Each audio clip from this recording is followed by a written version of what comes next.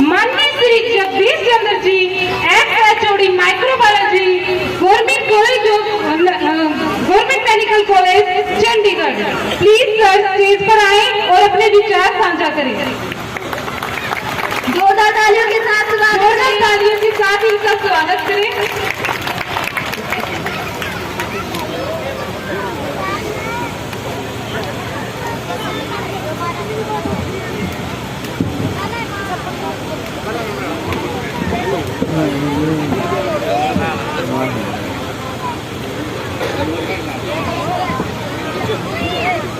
मंच पे बैठे सभी बुजुर्ग और मेरे साथ पढ़ने वाले और बच्चे, जिनमें मेरे पिताजी श्री बनवारी लाल और मेरी माता जी सुनहरी देवी, मेरी पत्नी डॉक्टर अनुराधा और तीनों बच्चे भी यहाँ आए हैं। अंजुमन, आरजू और अभिजीत तीनों ही वहाँ चंडीगढ़ में डॉक्टर हैं। तो सभी माताओं बच्चों को मैं संबोधित करते हुए आज अपने आप को गर्वित महसूस कर रहा हूँ कि पहली बार इस गांव में ऐसा मैंने कोई प्रोग्राम देखा है या सुना है या होते हुए देखा है इसमें,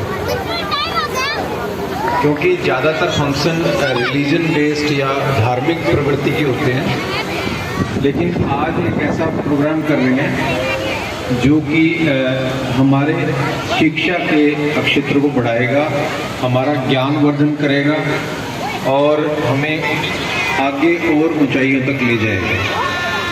इसलिए ये एक बहुत बड़ा फंक्शन है उस हिसाब से। मुगलपुरा गांव में आप अगर इस गांव की हिस्ट्री भी देखें, ये गांव मुगलों का गांव था, मुगलपुरा। 1947 में जब जीनोसाइड हुआ, हिंदू मुसलमानों के दंगे हुए, तो ये सारा गांव खाली हो गया, या तो उनको मार दिया था या यहाँ से वो लोग भाग गए थे। तो उसके बाद जो लोग आए इस गांव में, वो सारे नवे लोग हैं। इस गांव का एक भी आदमी नहीं है। जो भी यहाँ आए उसके बाद पैदा हुए और उसके बाद अगली जनरेशन पैदा हुई, तो हम सभी लोग यहाँ इस गांव से बाहर के लोग हैं, ओरिजिनल या असली बासिंदे नहीं हैं। हम लोग खुद भी 1969 में 69 में यहाँ आए थे। हम लोग मेरे पिताजी मम्मी यहाँ उन्होंने घर लेके यहाँ काम शुरू किया, तो हम ही उस कड़ी में हम भी इसी गांव में बस गए।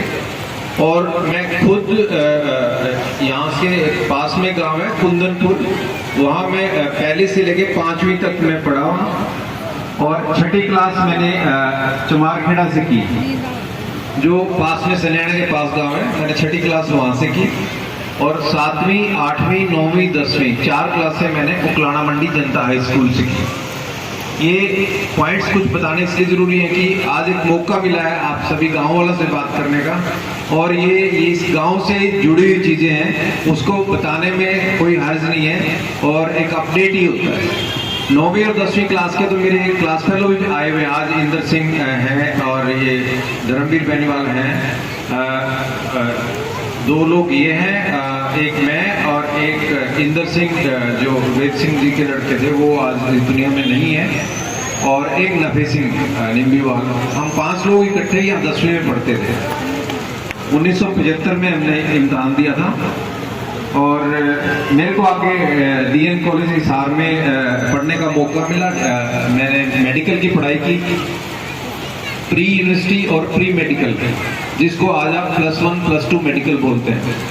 और उसके बाद रोहतक में एडमिशन हुआ मेरा MBBS में, फिर MD में माइक्रोबायोलॉजी में, और उसके बाद मैंने नौकरी भी की है भिवानी में, सिविल हॉस्पिटल भिवानी और प्राइमरी हेल्थ सेंटर कैरू 6-7 महीने के लिए। उसके बाद मैं PGI चंडीगढ़ चला गया, 5 साल में वहाँ रहा। फिर 27-28 साल में मेडिकल कॉलेज चंडीगढ़ में, अब मैं रिटायर हो गया हूँ और एक फंगल क्लिनिक नाम से पंचकुला में चलाता हूँ मेरी वाइफ के साथ। मेरी ब्रीफ में इतनी हिस्ट्री है और इस गांव के लिए काफ़ी ये था कि भी इस गांव से कोई आदमी ग्रेजुएशन करता है, फिर पोस्ट ग्रेजुएशन भी कर लेता है, फिर अगर कैडर में जाए तो प्रोफेसर एंड हेड भी हो सकते हैं। ये इस गांव के लिए उस टाइम के पीरियड में थोड़ा ताजुब सा था कि भाई इतनी सीनियर पोस्टों पे या क्लास 1 पोस्टों पे भी जा सकते हैं लोग। तो ये एक उस पीरियड का एक रिमार्केबल चीज़ थी उस टाइम में, जबकि पढ़ाई वगैरह इतनी ज़्यादा पॉपुलर नहीं थी। आज तो बहुत सारे बच्चे पढ़ भी लेते हैं। तो ये मेरे अपने बारे में है। और जहाँ तक लाइब्रेरी का इशू है, लाइब्रेरी बनाना बहुत ही अच्छी बात है, आपका ज्ञानवर्धन होगा और आपको दुनियादारी का पता लगेगा। पहली बात तो लाइब्रेरी बनाने की जरूरत ही कितनी है।